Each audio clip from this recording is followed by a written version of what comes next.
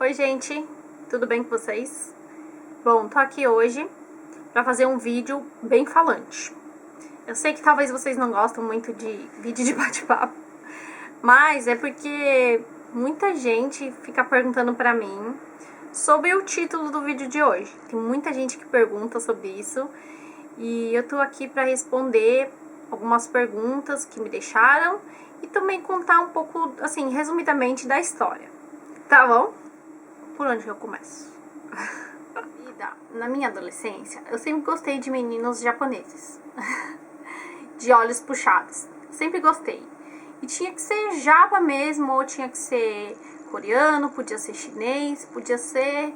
Tivesse um olho puxado, eu já tava apaixonada já, assim. Sempre achei lindo, sempre curti. Sempre que tinha algum japonês, todo mundo já sabia que eu ia querer ficar, ou eu ia gostar, ou eu podia estar interessada ou não. Então todo mundo já sabia, assim. Eu namorei com japoneses e tal. No meu celular tinha vários contatos com vários japas que eu paquerava às vezes pela internet, ou da escola, ou sei lá, sabe, da balada ou de alguns outros lugares que eu ia. Sempre eu tava buscando algum japa pra ser meu namorado, porque eu queria um japa pra mim. 2, 3. Namorei com 2 japoneses e um coreano. E então eu sempre ficava com um menino japa, assim e tal. E era muito legal, porque minha mãe sabia disso, minha irmã, meu irmão, todo mundo sabe que eu gostava de japa. Então, se via que eu aparecia com algum japonês em casa pra apresentar pra minha mãe, ou que fosse lá conversar comigo, todo mundo já sabia já, né? O meu bairro inteiro também já sabia que eu gostava muito de japa. O porteiro do meu prédio, sempre que via algum japa, já sabia que era lá pra minha casa, ou que era meu amigo. Então, ao meu redor sempre eu gostei de homens orientais. E sempre essa coisa do Japão, assim, né? Tipo, você veio do Japão? Sempre namorei com meninos que... Sempre fiquei com meninos que já vieram do Japão, que já foram pro Japão, que iam pro Japão, que tiveram... essas coisas, sabe? Então eles sempre me falavam do Japão, isso, do Japão aquilo, mas eu nunca me interessei muito pelo Japão, assim, né? Era mais pelos meninos mesmo. Então, mas eu sempre, às vezes ia na casa deles, conhecia a família deles e tudo. Bom, depois disso, depois um dia eu conheci o Anderson, que isso daí é uma história que eu vou contar em outro vídeo, de como eu conheci o Anderson, né, como a gente se conheceu, tudo. A gente se conheceu numa situação, assim, meio inusitada, mas quando a gente começou a se gostar mesmo, muito rapidamente a gente já pensou em casar e ir pro Japão. Tipo, ele já tinha ficado aqui no Japão já 6 anos antes de me conhecer, né, na adolescência dele. E ele não gostava do Japão. Então, assim, o Brasil, ele tava trabalhando tudo no negócio dele, da mãe dele. E então ele pegou e falou assim: já que eu já fui pro Japão e eu vou com você, então a gente podia se casar e ir pro Japão, né? E viver lá e trabalhar bastante e fazer nossa vida aqui no Brasil depois. Aí eu falei, tá bom, porque eu já gostava muito dele. Rapidamente, sabe? Tipo, foi coisa de 6 meses namorando, a gente já pensou em casar. A gente já tava com planos de casar. Nos casamos, ficamos no Brasil 2 anos e depois a gente foi pro Japão, né? Então, assim, foi uma coisa assim muito inesperada assim na minha vida. Eu conheci o Japão.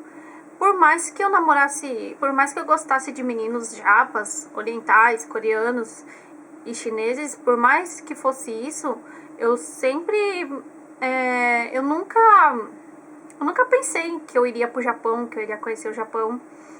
E aí, chegando aqui, a gente tá fazendo a nossa vida, a gente tá vivendo, a gente tá se cuidando, a gente tá trabalhando.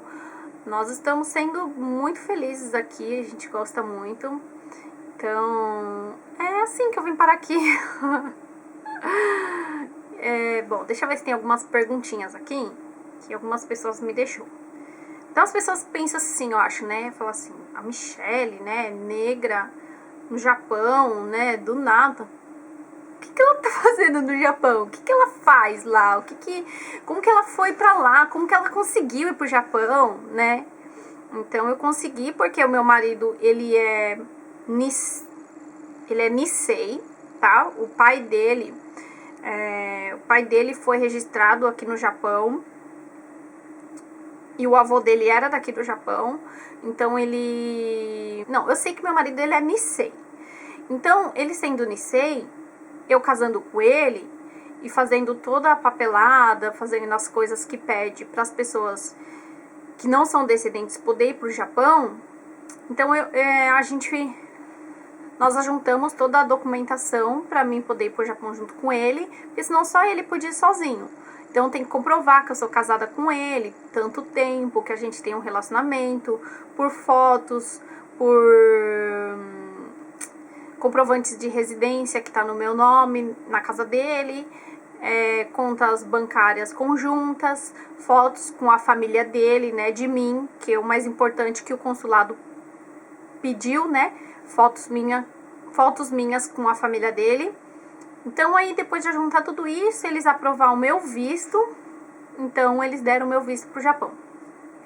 Se vocês quiserem, eu faço um vídeo explicando mais ou menos como foi, né, essa parte de documentação minha aqui pro Japão.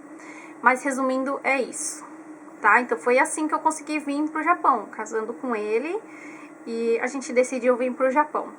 E eu não conhecia nada do Japão, não sabia falar nada em japonês. A Natália em Vegas, ela falou assim: tem um lugar para guardar suas bicicletas quando você vai no trem? Tem estacionamento de bicicletas, são enormes, sempre tem perto das estações de trem, pra gente poder pegar o trem, né? Então pode deixar lá, tem uns que pagam, tem outros que não, então, mas tem sim. Shelly Johnson, minha querida, faz um vídeo para falar sobre sua vida no Japão, como foi para você se adaptar, sua língua japonesa e o que você faz da sua vida além da sua conta no YouTube. Minha vida no Japão é muito boa, sou muito feliz, é uma vida normal, assim, né, que a gente acaba se adaptando aos costumes do Japão e a gente tenta fazer o máximo para obedecer tudo, para fazer tudo, as coisas corretamente. Para me adaptar com a língua japonesa foi uma coisa, eu não digo que foi difícil, porque eu tava bem esforçada, sabe?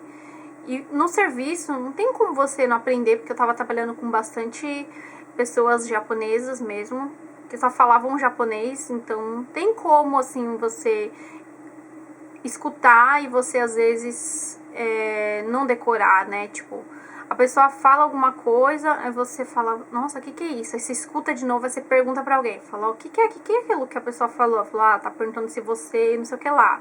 Aí você fala, ah, tá. Aí toda vez que alguém fala aquilo, você sabe o que é.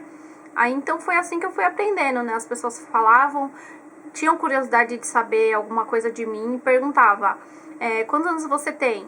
Aí eu falava, tipo, o que a pessoa... Não sabia que a pessoa me perguntava, mas se outras pessoas me falavam o que era, e da próxima vez que outra pessoa me falava, eu já sabia o que era, entendeu? Muitas coisas de escrita também.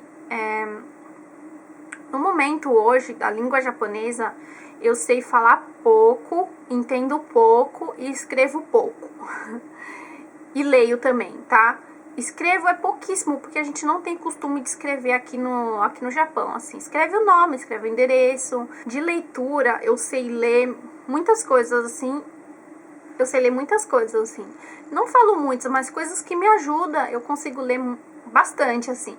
Até mais que o Anderson, porque eu acabei estudando um pouco japonês no computador, com o programa, né? E estudei pelo YouTube um pouco, e também na convivência mesmo que eu aprendi a ler. Falar, eu falo também bem pouco, mas eu me viro bem, sabe? Eu falo algumas coisas assim, e eu tento me virar para conversar com alguém, para entender alguma coisa. Muitas coisas eu entendo, então já tem mais ou menos 3 anos e pouco que eu tô aqui, então eu já sei me virar em muitas coisas aqui no Japão sozinha. Eu trabalho em fábrica de peças eletrônicas, tá? Eu não trabalho com alimentação. Eu já trabalhei com alimentação fazendo bolos e hoje em dia eu trabalho nessa parte de eletrônico, tá?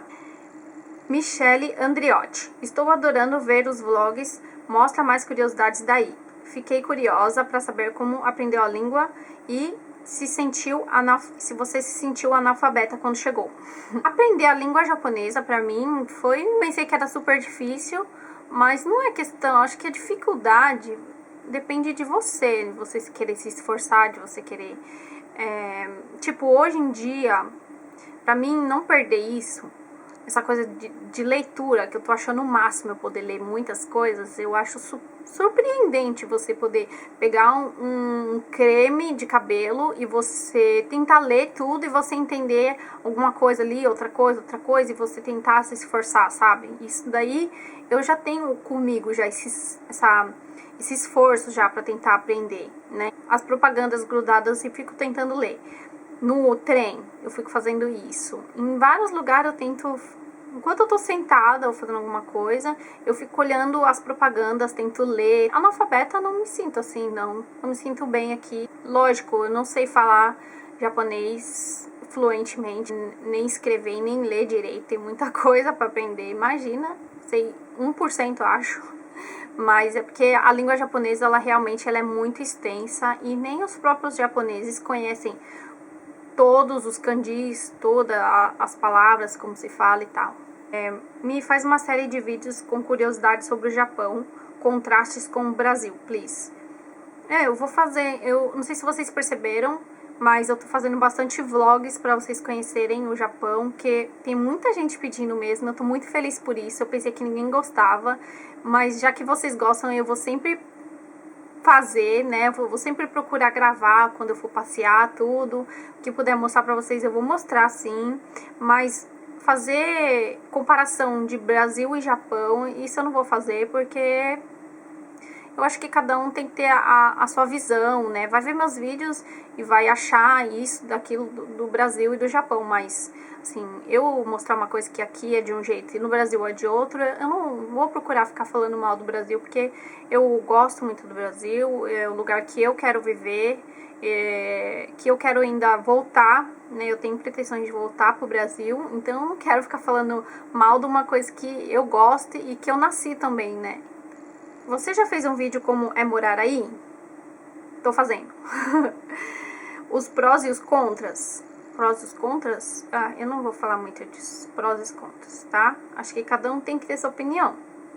Minha opinião pessoal, eu acho que o Brasil é um lugar bom pra se viver, né? Não tem catástrofes igual aqui no Japão, tudo. Mas tem outros tipos de perigos no Brasil que não tem no Japão. Em geral, o Japão é um ótimo lugar pra se morar, tá? E tem mais condições que o Brasil, com certeza. Mas tem suas coisas ruins também do Japão e do Brasil, às vezes são parecidos, então essa é a minha opinião pessoal. Eu tenho um vídeo já também falando, respondendo a tag, morando fora no Brasil, eu acho que é assim a tag, só que ela é muito antiga, talvez eu responda de novo, porque tem muitas pessoas que estão entrando novas no canal e ainda não conhecem minha história, né, aqui do Japão. Priscila Orlando. Mia, adorei seus vídeos. Você tem um jeitinho todo irreverente. Uma sugestão. Faz um vídeo contando como é viver no Japão. Já tô fazendo. Como você foi para o Oriente? Já falei. A língua, já falei. Trabalho e estudo. Trabalho, já falei. A maioria dos brasileiros vem pra cá pra trabalhar em fábricas mesmo, desse jeito que eu falei. Pode ser de alimentos, pode ser de eletrônicos. Estudos aqui no Japão... Não, tem pessoas que não trabalham dessas coisas, tem pessoas que têm tem pessoas aqui no Japão brasileiras que têm seu negócio próprio, mas tem pessoas que também não trabalham em fábricas, então...